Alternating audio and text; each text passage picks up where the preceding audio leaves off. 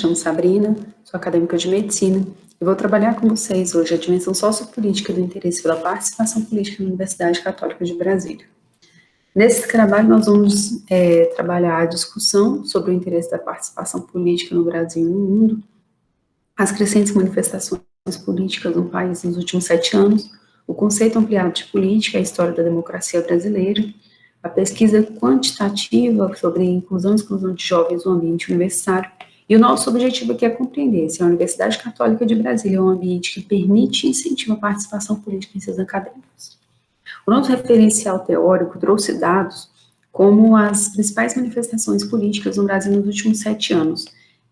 O movimento de várias manifestações que antes estavam restritas ao ambiente virtual, como o Vem Pra Rua, o Movimento Brasil Livre, Voltados Online e tantos outros, começaram a ganhar mais espaço com manifestações nas ruas, como em 2014, 2015, 2017, 2018 e muitas outras que ainda vêm acontecendo.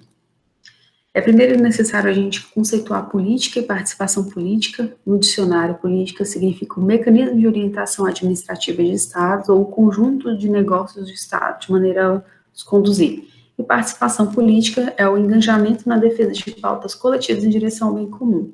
Mas é importante a gente entender que esses conceitos são muito mais amplos do que os que estão sendo trazidos aqui.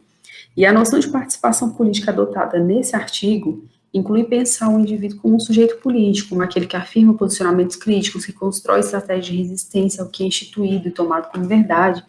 É a forma que o indivíduo se posiciona na sociedade e o que ele faz em prol do bem comum. Essa figura traz para a gente o Índice de Democracia de 2019, criado pela revista The Economist, que ela trabalha em cima de vários conceitos e várias formas de mensurar a democracia nos países. Aqui mostra que países como a Noruega, a Austrália e vários outros são os 7 países, estão entre os 7 países mais com economia desenvolvida no mundo. E o Brasil se encontra assim bem abaixo.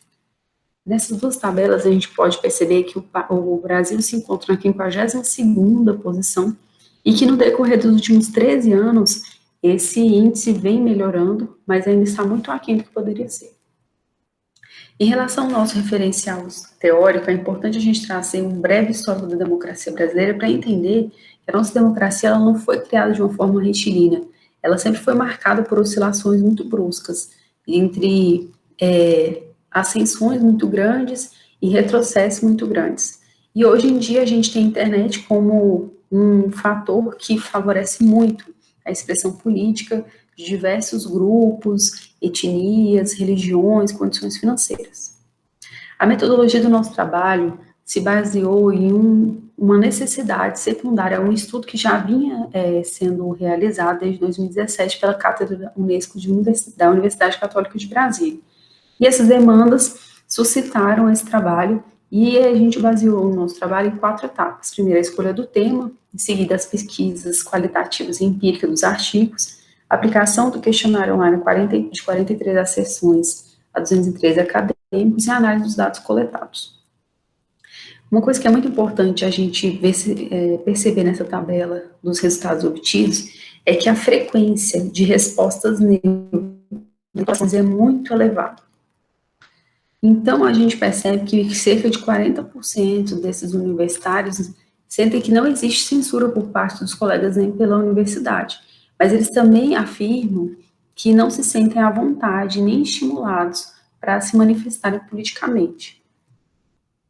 Então, nas considerações finais, é importante a gente perceber e levar em consideração que mais de 30% desses participantes se manifestam neutramente, e isso é um problema de saúde pública, porque esse jovem que hoje se restringe a participar de se posicionar politicamente, ele vai ser um cidadão que não se posiciona e não vai se interessar por essas tomadas de decisão no futuro.